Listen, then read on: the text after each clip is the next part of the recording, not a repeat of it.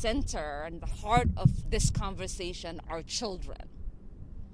Children who are fleeing unconscionable situations, who desperately need for us to meet them with dignity and humanity, and to make sure that we are living up to what international law dictates and what our laws dictate in regards to allowing people to seek asylum in our country. So with that, I will hand it over to Congresswoman Barbara Lee.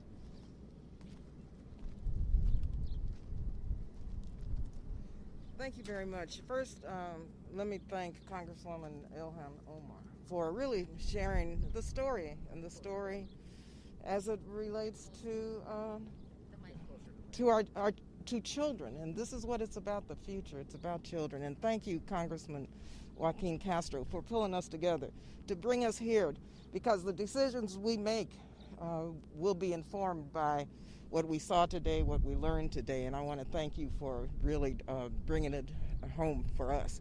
I am Barbara Lee. I represent the 13th Congressional District of California, which includes Oakland and Berkeley, California. But I was born and raised in El Paso, Texas, in an immigrant community, which I am very proud of. I have to also say that I look and I approach these children in terms of their health and safety from the lens of a clinical social worker, which is my professional background, but also as a member of Congress. What we learned today, one, is so important in terms of just the children's health and mental health. I'm always interested in their mental health especially, and looking at crisis intervention and trauma-informed care, which these young people, as you know, need. And I was pleased, and I visited other facilities under the prior administration, and I was pleased to see and learn that these young people have that type of crisis intervention mental health services available to them. Secondly, the young people who we talked to, they, even though they've had a very difficult time in their countries and coming here, they have a lot of hope. They want to see their families. They want to talk with their families. They want to be with their families and their sponsors. And so the time length that they spend here needs to be shortened, and we need to find ways to expedite the process so that they can be reunited with their sponsors and or their families. And I think that as a member of the Appropriations Committee, I serve on the Subcommittee on Health and Human Services, and as well as chair of the State and Foreign Operations Subcommittee of the Appropriations Committee with Congressman Pete Aguilar and Congresswoman Jennifer Wexton. I think what we learned today will really inform the funding decisions that we make as we move forward, to make sure that the children's health and safety are a priority, and to make sure that the time frame is expedited so that they can be reunited. Finally, I will just say, as chair of the Subcommittee on State and Foreign Operations, we are working with the Biden-Harris administration to really address the root causes, which Congresswoman Omar and Congressman Castro laid out.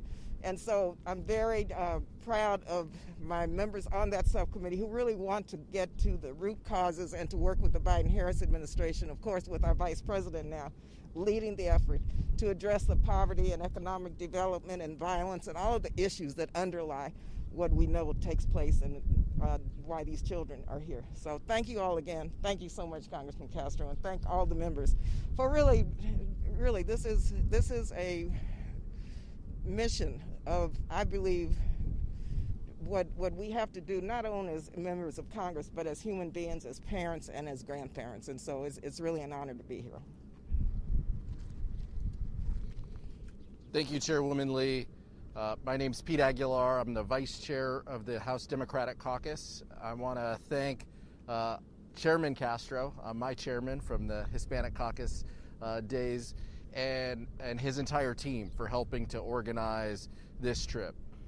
And you're joined by a broad cross-section in every way from the House Democratic Caucus on this trip.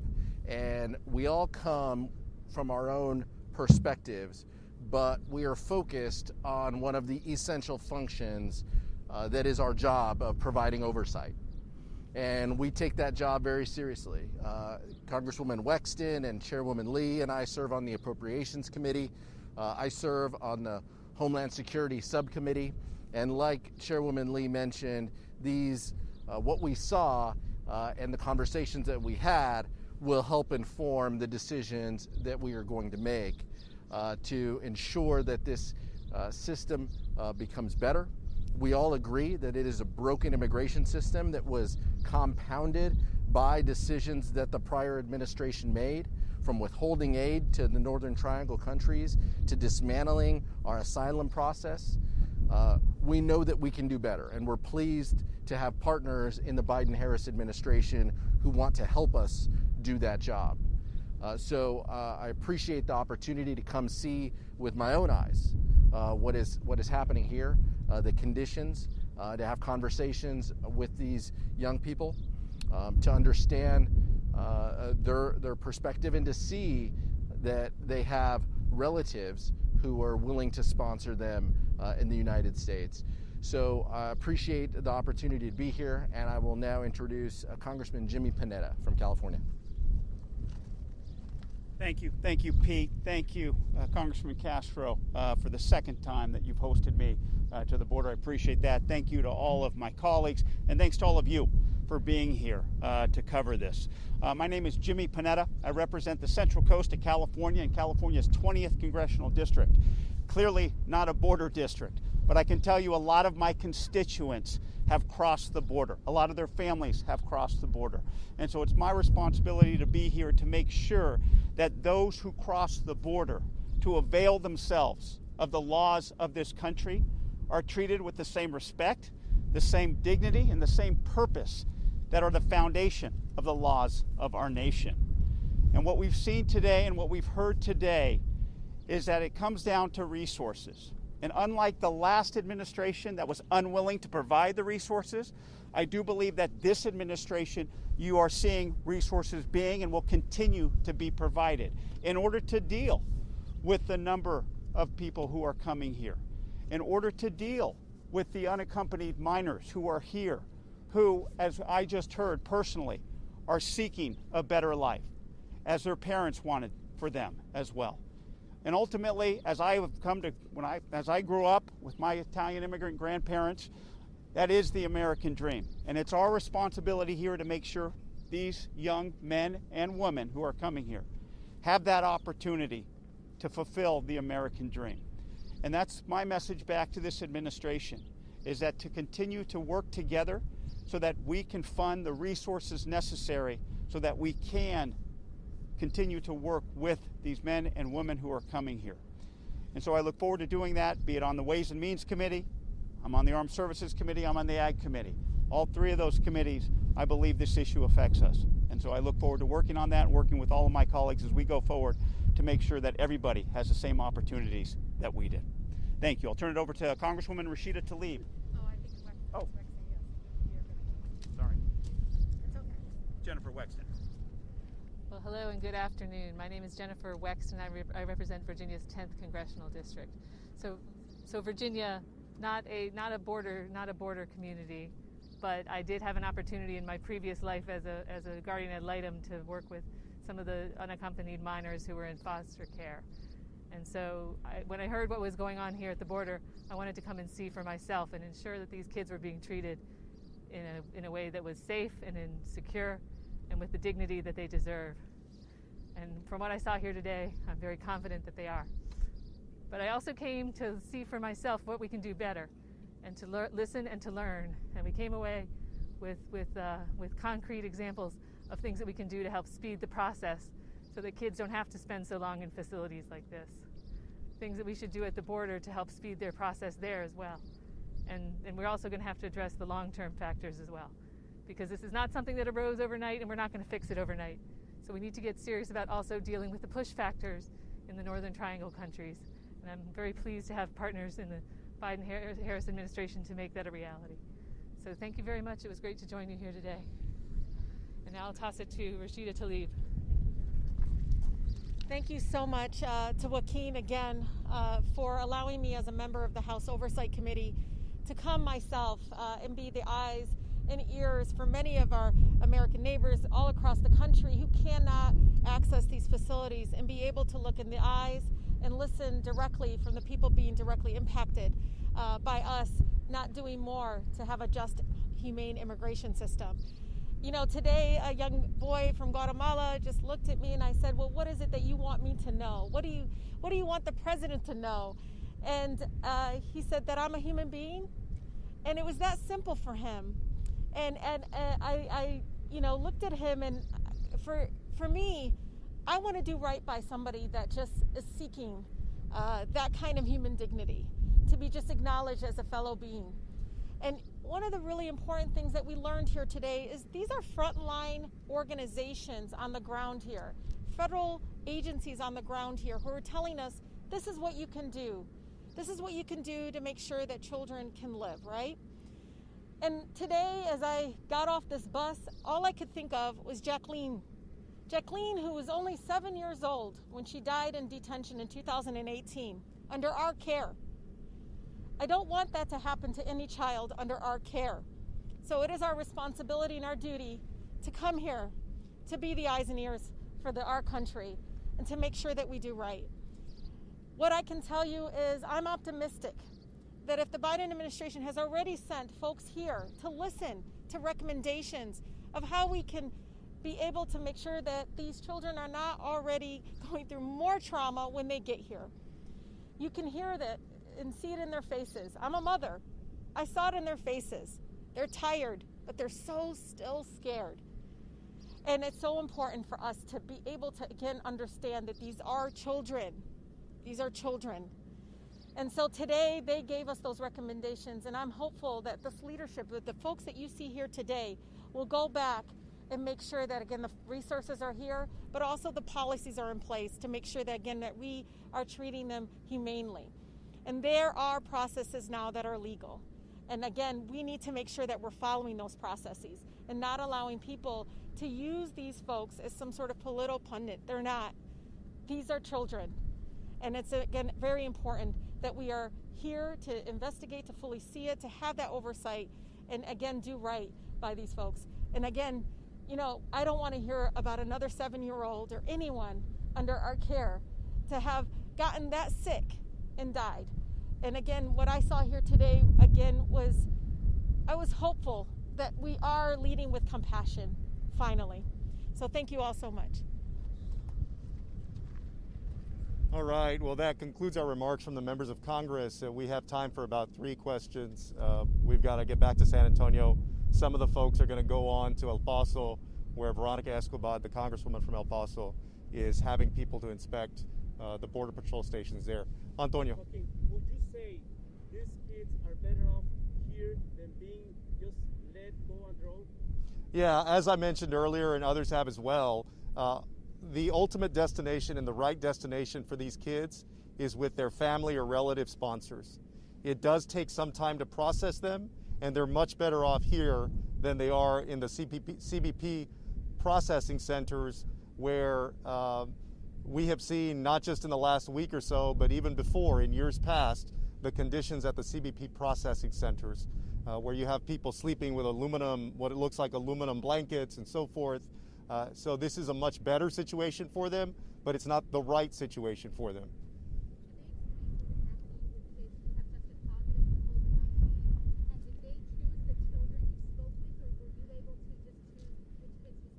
They had a group of children for us to speak to, but we also interacted with others who were there spontaneously as well.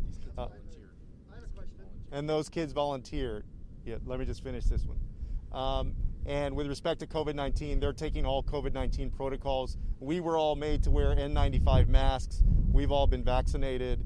So they're taking very, very careful care with the kids who are affected with COVID-19. All right. Please. What's so incredibly different from what I saw in the El Paso border with Joaquin was the lack of medical care. Here, it was extraordinary to see the number of medical staff here on site. To address not only obviously the physical but also the trauma, but they are, you know, had us come and see how the quarantine process is and so forth. And again, many of them were already scared. They're 13, 14, very young kids, but you can see they're very much have competent staff here, medical staff that are, I just saw them doing exams today, saw them again interacting with the kids continually, and again, and how they're also doing it is even among the groups is making sure they're not with folks that are not positive. So we saw that firsthand, exactly the process that they go through, and again, it was for me, you know, I think as a mom, I was like, this is good. this is making sure that other kids are not impacted. But yeah. Yep.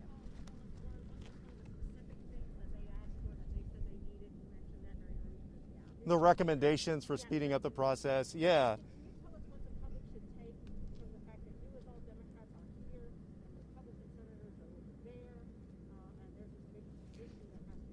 Well, look, we want to find solutions for this situation, and we want to figure out how this system can work better so that it's more humane, more respectful of people's dignity, and ultimately achieves its goal, which is to give people their day in court to be considered for asylum. Not everybody who petitions for asylum is going to be allowed to stay in the United States. That's a fact. But these folks should have their day in court. That's what they're asking for, and we should treat them humanely in the meantime.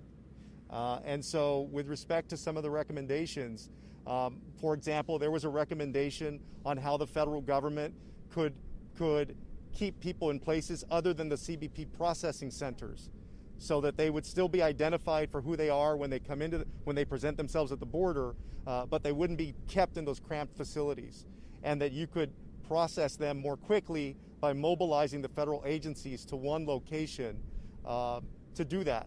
Because we're talking about thousands of people right now. Yeah, there were also recommendations about the work hours for folks who are working on these kinds of cases. In the past, people's work time was not utilized in the way that perhaps the best way that it could have been. And so we got a list of specific recommendations.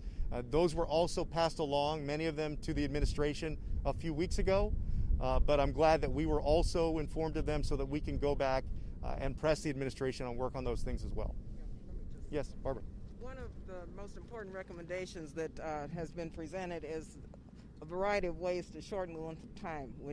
Shorten the length of time that the young people will be here so that they can, this is a transition point, so that they can be reunited with their family or sponsors. So they recommended how to do that in a very efficient manner. Once again, it gets down to more resources. Like I said, we were talking about, well, how do you verify the family members that are not here and in other parts of the country? And it's sending caseworkers out there. It's doing background checks. And so that takes, once again, it takes a lot of resources to do that. You don't think that through, but that's all the steps it needs in order for these young men and women to be processed accordingly.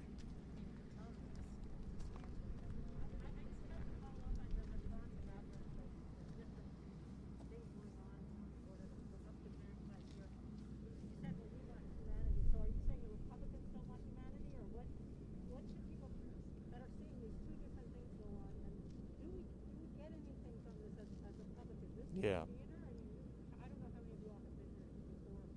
No, I mean, look, we come to these facilities to figure out what's going on and figure out how we can make things better. And that requires not just our efforts, but other members of Congress and the administration and local officials and nonprofits. And so it's a big process to do that. And it takes a lot of work, not just from the members of Congress, but also from our staff who are here as well. And so we're here in earnest. I can't speak to, I know Senators Cornyn and Cruz, I think, are in the Rio Grande Valley today. I don't know whether they've done their event or not. I don't know what their purpose is.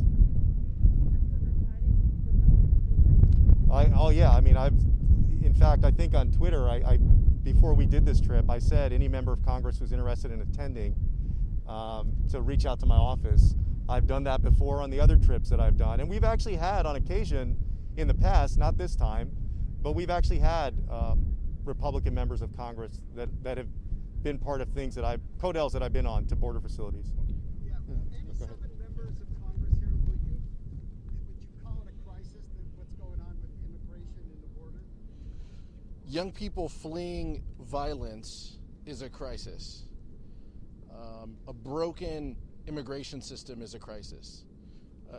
we can call it whatever we want. Our job is to help fix it. And so that's what we are focused on. That is our job. That is our responsibility. And so while, and I know Kevin McCarthy and House Republicans came down to the border previously, and they had zero solutions. When asked, what would you change? They had no comments. They wanted to play politics. They want to go to the most difficult, CBP facilities and point to it and say that the president created this. And what we're focused on is from the minute individuals claim lawful legal asylum to the minute that they are paired back with a relative, that is a humane process that goes from CBP to ORR to facilities like the one behind us, and that it is done in a safe and humane way. And so while Republicans want to talk about Mr. Potato Head and Dr. Seuss, we are focused on delivering solutions for our communities. What are some of your recommendations to the Biden administration to make this better? Well, we just shared some of those, and then we'll share some of those when we get back to Washington. Yeah. Go ahead. Well, no, one of the immediate things they said was ORR was dismantled in the previous administration, and they didn't put a request for proposal out to basically be able to continue to have opportunities for a humanitarian process for children. So it was very clear from folks here, they told us there was nothing because the previous administration completely cut the program or any humanitarian process. And then they said, they understood, what political maneuver that was, but we understand that hurt kids, that hurt our country, and not being able to, again, have this process in place that's humane and just.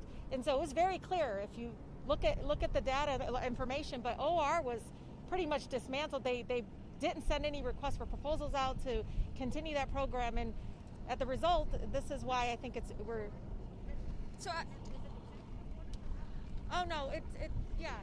been happening.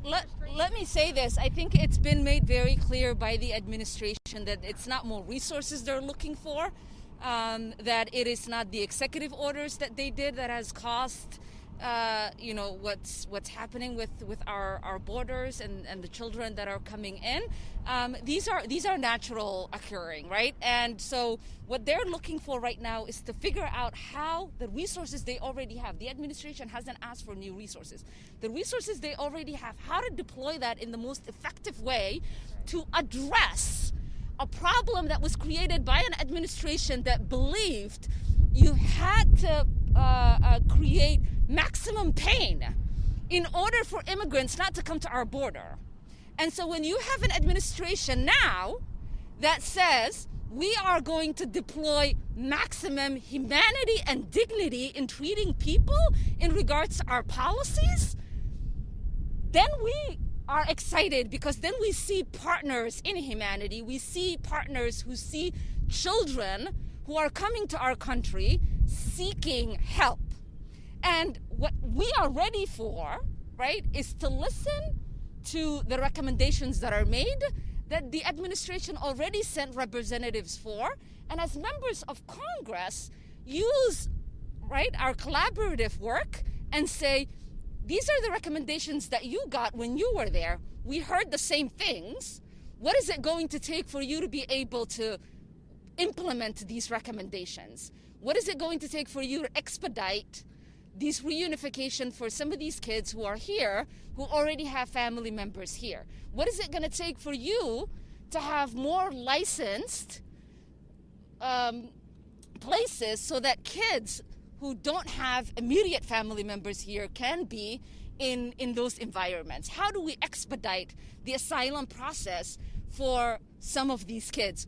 We also recognize, unlike Republicans, that there is a crisis happening with our neighboring countries. That is why you see the vice president be part of the head of a task force that is going to address that. Because we can't address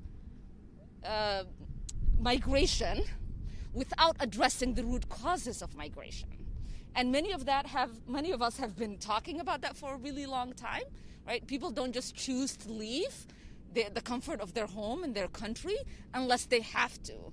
And we have a lot of resources here in this country to be both partners to our neighboring countries and provide resources in order for there to be mitigation in the migration that we are seeing. But it's going to take time. It's a lot of work. We're all committed to it. And it's really important that when you all are asking these questions, that it's not about just the games that are being played or the politics, but it's about the real humans and the real situations people are in, so that we can actually have conversations about what to do and how to move forward. Thank you all. All right, y'all. Take care. In light of what she said about the KKK